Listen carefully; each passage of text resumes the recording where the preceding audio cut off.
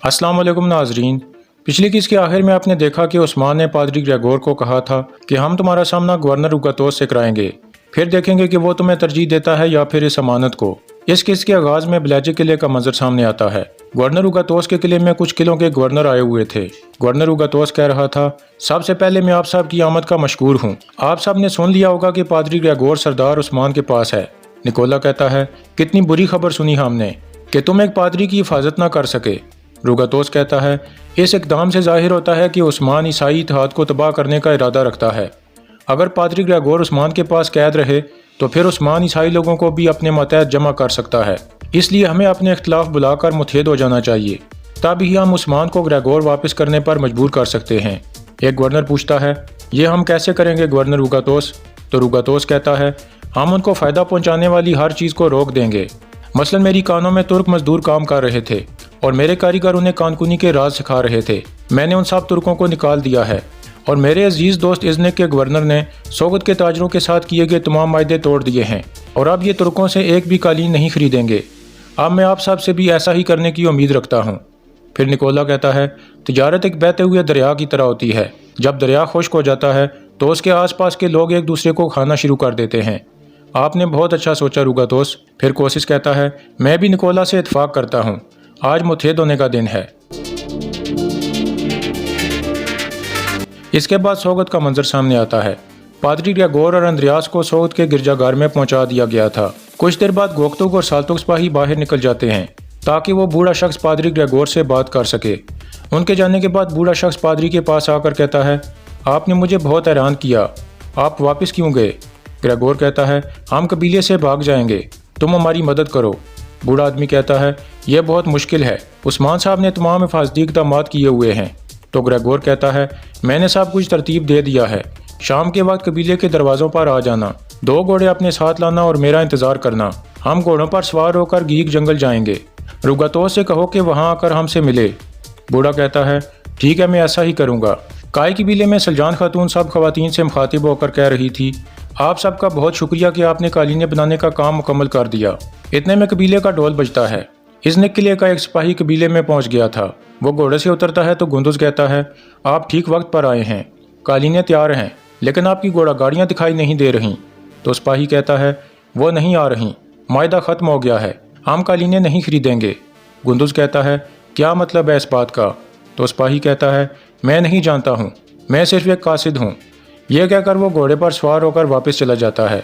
इसके बाद गुंदुज सलजान खातून को बताता है कि उन्होंने मायदा तोड़ दिया है, वो कालीने नहीं खरीदेंगे। सलजान बहुत परेशान होकर कहती है, अब हम क्या करेंगे? गुंदुज कहता है, मैं नहीं जानता वालिदा, मुझे इस बारे में उस्मान साहब को आगाह करना चाहिए, मुझे इजाज़त दीजिए। यह कहकर गुंदुज चला जाता है। कुछ देर बाद कबीले का ढोल दोबारा बजता है। कोशिश की बहन मारी कबीले में पहुंच जाती है। घोड़े से उतरकर वो अपनी मुलाजमा को कहती है, कॉर्नेलिया, मैंने कभी सोचा नहीं था कि मैं यहाँ इतनी लुत्फ़अंदोज़ होंगी। कॉर्नेलिया कहती है, जब आपके भाई कोशिश सुनेंगे कि आप बगैर इजाज़त के तुर्क कबीले में आई हैं तो वो बहुत नाराज़ होंगे। मारी कहती है, मैं खुद को रोक नहीं सकी, यह कबीला मुझे अपनी तरफ खींचता है। इधर सलजान खातून ने सब खवातीन को बता दिया था कि इज़्निक वाले हमसे कालीने नहीं खरीद रहे। फिर वो उन सब खवातीन को तसल्ली देते हुए कहती है कि हमारी कालीने सिर्फ इज़्निक ही नहीं खरीदते, तुम लोग पुरसकून रहो, उस्मान साहब कोई ना कोई हल ज़रूर निकालेंगे। अब आप सब वापस काम पर लग जाएं।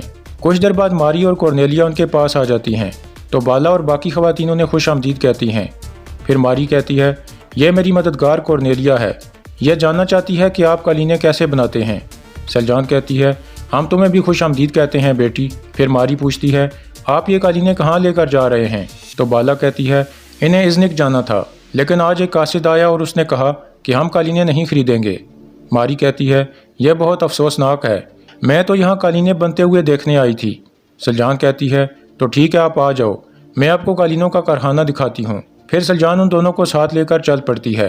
दूसरी जानिब सोगत में उस्मान बाजार में घूम फिर रहा था और ताजरों से उनके कारोबार के बारे में मालूम कर रहा था। सब ताजिर इत्मीनान का इजहार कर रहे थे।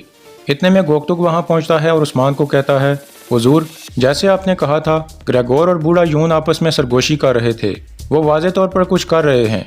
उस्मान कहता है, आप ग्रेगोर को वापस कबीले में ले जाओ। गोक्तुक कहता है, जैसे आपका हुक्म हुजूर। यह कहकर वो चला जाता है। इतने में उस्मान देखता है कि कुछ आदमी काफ़ी गुस्से में शोर कर रहे थे।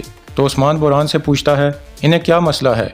برہان کہتا ہے یہ آدمی تو درگا قبیلے سے ہیں حضور، یہ گورنر اوگاتوس کی کان میں کام کرنے والے مزدور ہیں جنہیں شیخ ادبالی کی درخواست پر آپ نے بھجوایا تھا۔ عثمان کہتا ہے میں ان سے معلوم کرتا ہوں۔ یہ کہہ کر عثمان ان کے پاس آ جاتا ہے اور کہتا ہے آپ مجھے بتاؤ کہ یہ کیا ہنگامہ ہے۔ ایک آدمی کہتا ہے عثمان صاحب ہم آپ کی مدد سے بلاجک گورنر کی چاندی کی کانوں میں کام کرتے تھے۔ پھر دوسرا آدمی کہتا ہے روگاتوس نے کہا ہے کہ تم بیکار لوگ اتنے قیمتی کام کے لائق نہیں ہو اور اس نے ہمیں نکال دیا ہے عثمان صاحب۔ عثمان کہتا ہے ہمیں اس کی وجہ معلوم ہے۔ اتنے میں گندوز بھی وہاں پہنچ جاتا ہے اور کہتا ہے حالات ٹھیک نہیں ہیں عثمان صاحب، ہم نے اذن کے گورنر سے قالینوں کا جو سودا کیا تھا اور سوگت کے تاجروں کے ساتھ اس کے جو معاہدے ہوئے تھے وہ سب اس نے توڑ دیے ہیں۔ عثمان کہتا ہے انہوں نے کان کنوں کو نکال دیا اور معاہدے توڑ دیے تو ان کے ارادے واضح ہیں بھائی جان، وہ ہم سے جنگ نہیں کر سکتے، اس لیے وہ ہماری تجارت کو تباہ کرنے کی کوشش کر رہے ہیں۔ وہ ہمیں غربت اور قحط سے مجبور کر رہے ہیں تاکہ ہم ان کی اطاعت کریں۔ وہ سمجھتے ہیں کہ ہم ان کے سامنے گھٹنے ٹیک دیں گے، لیکن ہم نماز کے علاوہ کبھی اپنے سر نہیں جھکاتے۔ ابھی تمام قبائل کو خبر بھجوائیں، میں اپنے خیمے میں تمام سرداروں کا انتظار کروں گا۔ یہ کہہ کر وہ آگے بڑھ جاتے ہیں۔ کائی قبیلے میں ماری جانے کے لیے تیار تھی اور بالا خاتون کو الوداع کہہ رہی تھی۔ بالا کے جانے کے بعد ماری کہتی ہے ہم انہیں گڑھے سے نکالیں گے جس میں یہ گر گئے ہیں، ہماری بدولت ان کی قالینیں فروخت ہو جائیں گی۔ کارنیلیا کہتی ہے کہ آپ کے بھائی کوسس اس بات کو قبول کریں گے؟ تو ماری کہتی ہے انہیں کرنا پڑے گا، اگر ہم قالینیں خریدیں گے تو یہ ہم پر بھروسہ کریں گے، پھر اس قبیلے میں داخل ہونا اور بھی آسان ہو جائے گا۔ میں تفریح سے محروم نہیں رہنا چاہتی کورنیلیا، ہم اس قبیلے میں بہت لطف اندوز ہوں گے۔ اتنے میں قبیلے کا ڈھول بجتا ہے، ترگت اور اس کے سپاہی کائی قبیلے میں پہنچ جاتے ہیں۔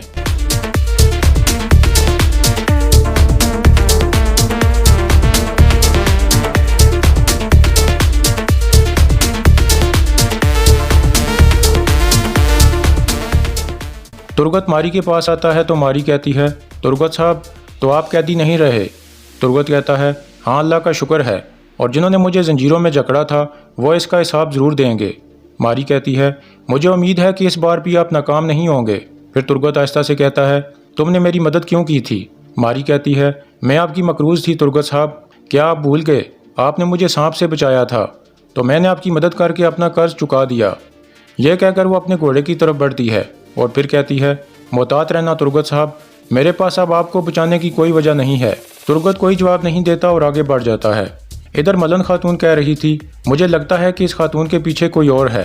بالا کہتی ہے مجھے بھی اس کی باتیں اور حرکات مخلص نہیں لگتی، لگتا ہے کہ اس کے مقاصد کچھ اور ہیں۔ سلجان کہتی ہے وقت بتائے گا کہ اس کی نیت کیا ہے، لیکن اگر وہ قالینیں خریدے گی تو ہم ایک بڑے بوجھ سے آزاد ہو جائیں گے۔ اس کے بعد رات کا وقت ہو جاتا ہے۔ مرکزی خیمے میں عثمان کہہ رہا تھا ہم اس دشمن کا کیا کریں جو وعدے پورے نہیں کرتا بالا، بتاؤ مجھے۔ بالا کہتی ہے ہمیں ایسے دوست یا دشمن کی کوئی پرواہ نہیں ہے، وہ سزا کے حقدار ہیں۔ عثمان کہتا ہے ہم انہیں سزا دیں گے، ان گورنروں کے قافلے ترک قبائل کے اطراف سے گزرتے ہیں، ہم پتہ لگائیں گے کہ وہ کب اور کہاں سے گزریں گے تاکہ ہم انہیں سزا دے سکیں۔ ملہون کہتی ہے وہ تیل کے قافلوں کے لیے کزل قبیلے کے پیچھے والا تنگ رستہ استعمال کرتے ہیں حضور، میرے بابا عمر صاحب نے آج تک ان پر حملہ نہیں کیا۔ پھر ترگت کہتا ہے میں نے سنا ہے کہ وہ قافلے جو مسالے اور عطر لے کر جاتے ہیں وہ ہماری زمینوں سے گزرتے ہیں، ان کی کافی حفاظت کی جاتی ہے لیکن زیادہ کافی نہیں۔ عثمان کہتا ہے تو مجھے بتائیے ترگت صاحب، اگر میں جنگ کا مطالبہ کروں تو آپ کتنے سپاہی فراہم کر سکتے ہیں؟ ترگت کہتا ہے جوانوں سے لے کر بوڑھوں تک میرے قبیلے کے تمام سپاہی آپ کے ہیں، صرف مجھے بتا دیں کہ آپ کو کب چاہیے عثمان صاحب۔ عثمان کہتا ہے تو پھر تمام سرداران کو آگاہ کر دیں، یہ عثمان صاحب کا حکم ہے کہ کافروں کے تمام قافلوں کے رستے معلوم کریں، ایک بھی کافر بتینیا نہیں پہنچنا چاہیے اور نہ ہی بتینیا سے نکلنا چاہیے۔ یہ جنگ کافروں اور مسلمانوں کے درمیان ہے، کافروں کا مقصد ہمیں ان زمینوں سے دور بھیجنا ہے، ہم اپنے ہلال کی روشنی میں جمع ہو کر ان کے سامنے کھڑے ہو جائیں گے۔ ان کافروں کا اتحاد عارضی ہے لیکن ہمارا اتحاد ازل سے ابد تک قائم ہے، اللہ ہمارے ساتھ ہے۔ دوسری طرف بلاجے قلعے میں تھیودر گورنر روگاتوس کو ایک خط دیتا ہے جسے پڑھنے کے بعد روگاتوس کہتا ہے خبر تو اچھی ہے تھیودر، لگتا ہے ہمارا دوست یون کامیاب ہو گیا ہے، کل گریگور یہاں آئے گا اور وہ ایک اہم امانت لے کر آئے گا، کل تم قافلے کے ساتھ جاؤ اور پادری گریگور کو میں لینے جاؤں گا۔